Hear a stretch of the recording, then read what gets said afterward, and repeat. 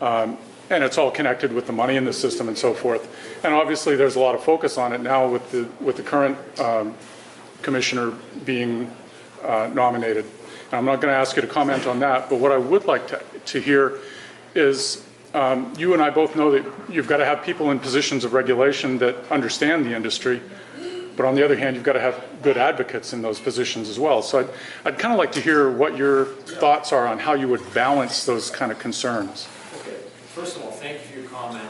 I will say that who knows, and just call me also myself as candidates on the Democratic side, just a little bit on the other side. And I will tell you, we cannot elect a Republican as governor in 2016. You're going right down my sweet spot. I wrote a book on this. I strongly believe in transparency and openness. That's what I mentioned. I didn't get into the detail because there's more detail you want to hear. But FRM, Financial Resource Mortgage Company, didn't need to happen. Why? Because the wrong people are being appointed, in many cases, to regulate industries they should be regulated. I have no problem with coming from industry. I came from industry. I didn't take a job with industry when I left. I started my own company. With the governor, I think the governor's done a great job. I've supported most of her nominees. I do not support the governor's nomination, Jerry Little, to answer your question, to be the bank commissioner. Just to give you context, Jerry Little was the head of the New Hampshire Bankers Association 20 years. He wore one of those orange badge.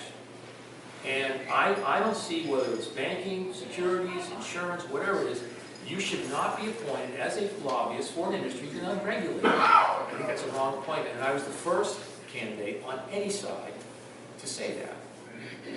I think people are angry on both sides because they see the government's not working for them as effectively as it should be.